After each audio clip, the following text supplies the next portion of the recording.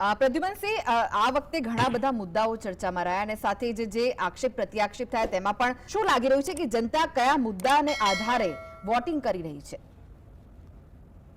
જનતાના જે ઇફેક્ટ કરે છે એ મુદ્દા ચૂંટણીમાં પ્રચારમાં લેવાતા નથી. આપણે જોઈએ છીએ છેલ્લી અનેક ચૂંટણીઓમાંથી રાજકારણીઓ, પોલિટિશિયનો ત્યાં સુધી કે વડાપ્રધાન શ્રી સુધીના હોદ્દેદારો ક્યાંક ને ક્યાંક વાણી વિલાસમાં લાસ્ટ સ્ટેજ સુધી જાય છે, જે ના હોવું જોઈએ. જે શબ્દો બોલાય છે એ એક ગરિમા નથી, ગરિમા જાળવતા નથી. એક જેન્યુઅન જે ચૂંટણી જે લડાવી જોઈએ એ નથી લડતા. એ પ્રજાને જે જરૂરી છે ખાસ તો એ મુદ્દાઓ ચર્ચાનો વિષય નથી હોતો, કારણ કે એ મુદ્દામાં લગભગ નેતાઓ, લગભગ શાસકો નિષ્ફળ ગયા હોય છે, એટલે એનો જવાબ આપી નથી શકતા.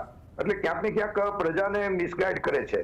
અને બીજી બાજુ હવે જે રેવડી કલ્ચર ચાલુ થયું છે, જે સૌથી પહેલા મોનોપોલી હતી આમ આદમી પાર્ટીની રેવડી સ્કીમ, એ હવે રેવડી સ્કીમ છે જે મફત આપવાની જે સ્કીમ, એ દરેક પક્ષોએ અપનાવી છે. એટલે વિકાસની વાત કે જે જરૂરી વાત છે એ ભૂલાઈ જાય છે. અને બીજી વાત કરીએ તો હમણાં બેને વાત કરી, દિલ્હીમાં આ વખતે કોંગ્રેસમાં પોતાને થોડીક સ્થિતિ ચોક્કસ સુધરશે, એટલે કમસે કમ એમનું એક ખાતું તો કોંગ્રેસનું ખુલશે એવું દેખાય છે. જે એક પણ સીટ નથી ગઈ ટર્મમાં, એ આ વખતે ખાતું ખોલવાની આશા તો રાખી શકે છે. એક સીટ, બે સીટ, તે પછી આવે તે. કેમ કે લાસ્ટ આપણે 2024ની આ જે સંસદની ચૂંટણીમાં લોકસભામાં જે કોંગ્રેસને 19% વોટ મળ્યા હતા, જે વિધાનસભામાં 2020માં 4.26% વોટ મળ્યા હતા. એટલે આ વખતે કોંગ્રેસને ભલે 19% તો નહીં, પણ પરંતુ ચારમાંથી વધારે 8% પણ મળે તો કોંગ્રેસની સ્થિતિ થોડી પણ સુધરે. અને એ વધારાના વોટ છે એ બીજેપીને ફાયદામાં રહેશે, કેમ કે આમ આદમીના વોટ તોડશે.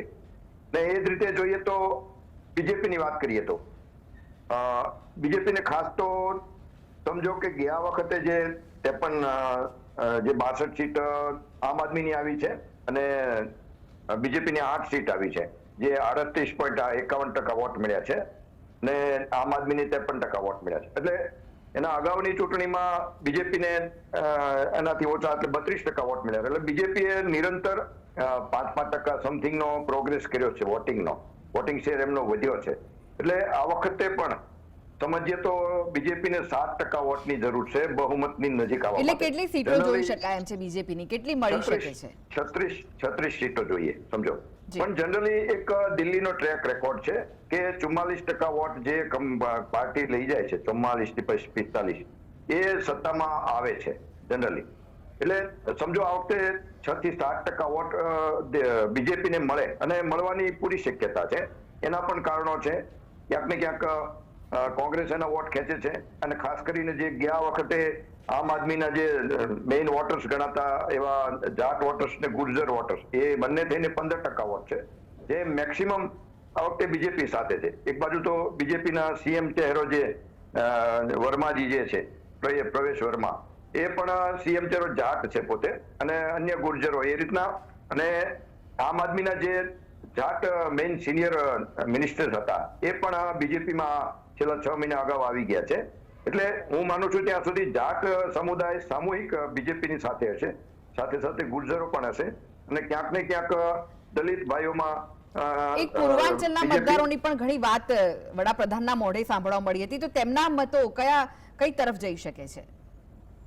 એમાં કદાચ બીજેપી ધારી સફળતા કદાચ નહીં મેળવી શકે, થોડો બધો સુધારો થશે.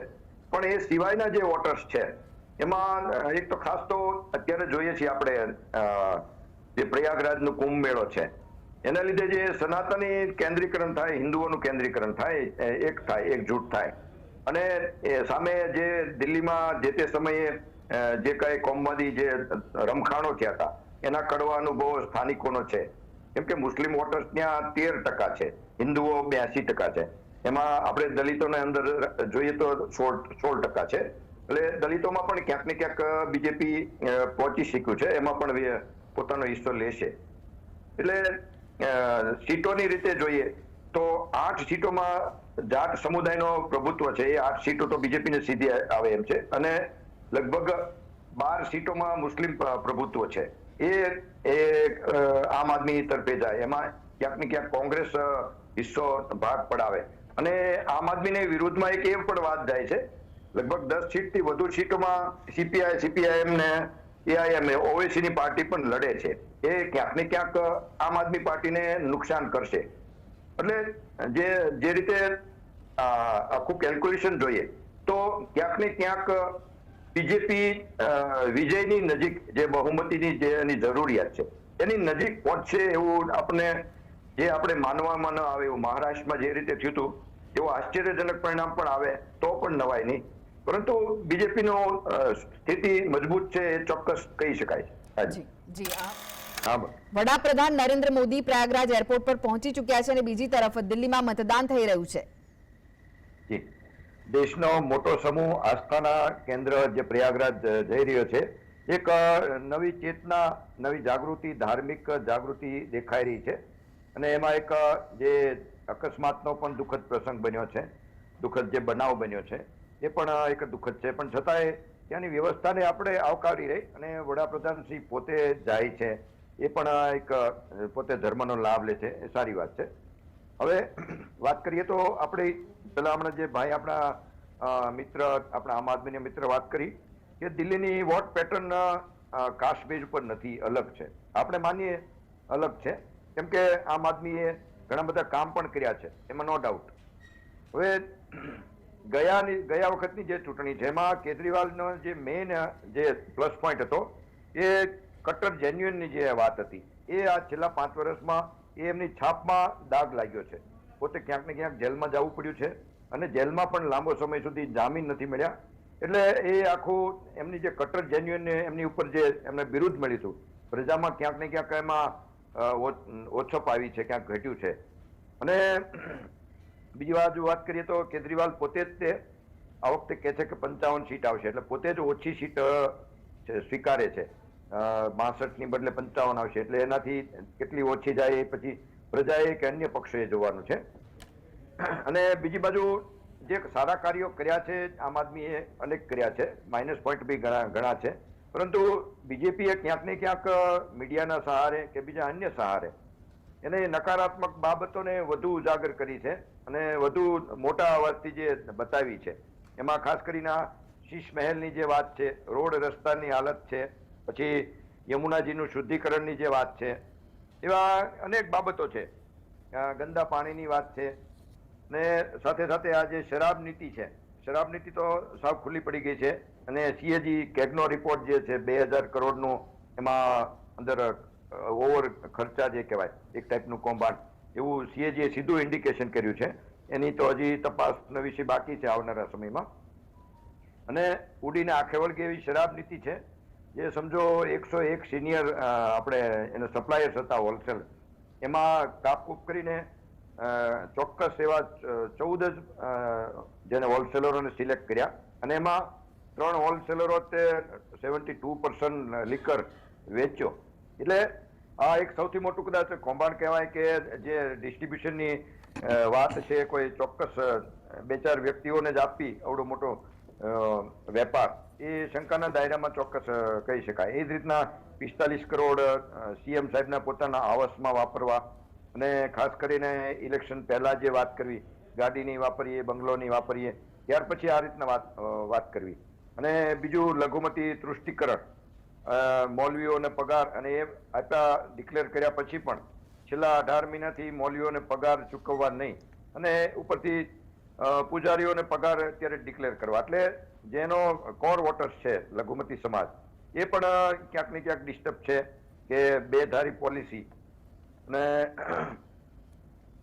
બીજી બાજુ કરીએ તો રેવડીની તો હવે મોનોપોલી નથી, બધા જ પક્ષો અત્યારે રેવડીમાં જે જાહેરાતો કરી છે. એટલે અલગ અલગ એવા ઘણી બધી બાબતો છે. તમે આ રેવડીની વાત કરી પ્રદ્યુમનભાઈ, ત્યારે આ ફ્રીની યોજનાઓની ભરમાર આ વખતે તો ભરપૂર જોવા મળી રહી છે. આ કેટલું યોગ્ય છે, કેટલી યોગ્ય રાજનીતિ છે? આ રેવડી યોગ્ય નથી, એ આજ નહીં તો કાલ ગમે ત્યારે સુપ્રીમ કોર્ટે એમાં ઇન્ટરફિયર થવું પડશે. પરંતુ જે રીતે દિલ્હીની ચૂંટણીમાં જોઈએ છીએ, રેવડી કોઈ પક્ષની મોનોપોલી પણ નથી અત્યારે. જે એની જાહેરાતો છે, બધા જ પક્ષોએ રેવડીની જાહેરાત કરી છે, એટલે એનું ઇમ્પોર્ટન્સ ઘટી ગઈ છે, પ્રજાને પણ ખ્યાલ આવી ગયો છે. અને રેવડીને લીધે આપણે જોઈએ છીએ અનેક રાજ્યોને લોન લેવી પડી છે રેવડીની જાહેરાત કર્યા પછી, ખાસ કરીને તેલંગાણા છે, આંધ્ર છે, કર્ણાટકા છે. એટલે એ બધાને અને અંતથી ટેક્સ ઉપર ભારણ આવે છે, આપણા પોતાના ટેક્સ ભારણો આવે છે પોતાના ઉપર. એટલે રેવડીની ગમે ત્યારે પ્રતિબંધ આવશે અથવા તો પ્રજાએ જ મૂકવો જોઈએ, અને રેવડીને પ્રજાએ સ્વીકારી જ ન જોઈએ. એ પછીની અલગ વિષય વાત છે, આખી ચર્ચાનો વિષય છે. એટલે જોઈએ તો બીજી બાજુ જોઈએ તો બીજેપીની ફેવરમાં એક સૌથી મોટું છે એ જે દિલ્હીનો પૂર્ણ રાજ્યનો દરજ્જો નથી, જેને લીધે અનેક બાબતો કેજરીવાલ સરકારે કરવી હોય તો કરી નથી શકતા, અમુક કેન્દ્રના કંટ્રોલમાં હોય છે. એટલે વોટર્સ પણ જોશે કે કેન્દ્રમાં જ્યારે બીજેપીની સરકાર છે તો અહીંયા પણ અન્ય પક્ષને સરકારને લાવીને આપણે ક્યાંક ને ક્યાંક દિલ્હી રાજ્યનો અમુક વિકાસના કામો અટકાવી શકીએ, અને એ રોક્યા પણ છે, જેને લીધે દિલ્હીને ઘણું નુકસાન પણ થયું છે. એટલે એવું કદાચ ના થાય એ માટે પણ વોટર આ વખતે જે કેન્દ્રમાં સરકાર છે એ જ પક્ષની સરકાર બાજુ ફેવર કરી શકે છે. હાજી જી, 14 વેપારીની છે એ માહિતી પણ છે, જોઈશે તો હું આપીશ આપને. એમાં 3 જ વેપારીને 72% સેલ કર્યું છે લીકરનું, એ પણ એ 3 કંપનીનું નામ પણ છે. એટલે વાત કરીએ ભાઈ, અત્યારે વાત કરીએ આપણે તો કોંગ્રેસમાં બીજેપી માટે સૌથી મોટો એ જેને કહેવાય કે વટનો સવાલ છે. કેજરીવાલને જે બીજેપી જે રીતે છે ને કોંગ્રેસથી પણ વધારે સ્ટ્રોંગ વિરોધ પક્ષ માને છે. ભલે કેજરીવાલ પાસે કોઈ એવી સાંસદમાં મોટી સીટ નથી, પણ જે એમની જે રાજકીય પદ્ધતિ છે, પોલિટિકલ આખી થિયરી, એનાથી ક્યાંક ને ક્યાંક બીજેપી ડરેલો પણ છે અથવા તો એલર્ટ છે. એટલે કોઈ પણ સંજોગોમાં કેજરીવાલને કઈ રીતે એમની રાજકીય યાત્રા અટકાવવી એ માટેનો કરોયા મરેનો પ્લાનિંગ અત્યારે બીજેપી કરી રહી છે. અને આપણે જોઈએ છીએ આ વખતે 5 લાખથી વધુ વોટર્સ જે રીતે ક્યાંક ઉમેરવામાં આવ્યા કે ક્યાંક કમી કરવામાં આવ્યા, આ બધા કારણો અમુક છે કે કેજરીવાલની વિરુદ્ધ પણ ગણાય, કદાચ પાર્ટીની વિરુદ્ધ ગણાય, એ ઇફેક્ટ કરે. એ જ રીતના જોઈએ તો ગયા વખતે જે 38 સીટમાં એ બીજેપીને 40% વોટ મળ્યા હતા, ક્યાંક ને ક્યાંક ઓછી માર્જિનથી હાર થઈ હતી. હવે એ સીટોમાં પણ આ વખતે એમને આશા હોય કે ક્યાંક કોંગ્રેસ થોડુંક વધારે વોટ શેર લઈ જાય અને પોતાને થોડું વધારે મળે, એટલે એને ફાયદો રહે. અને બીજી વાત છે, જો ઇનકેસ કઈ 5 સીટ કે જે સમથિંગની જો ઓછી રહે બહુમતીમાં બીજેપીને, તો તોડફોડ તો બીજેપીનો જૂનો ને જાણીતો એ પોલિસી છે, એ પણ થઈ શકે છે. પરંતુ બીજેપી કોઈ પણ સંજોગોમાં પોતે સત્તા ઉપર બેસવાના પ્રયાસ ચોક્કસ કરશે. હાજી જી.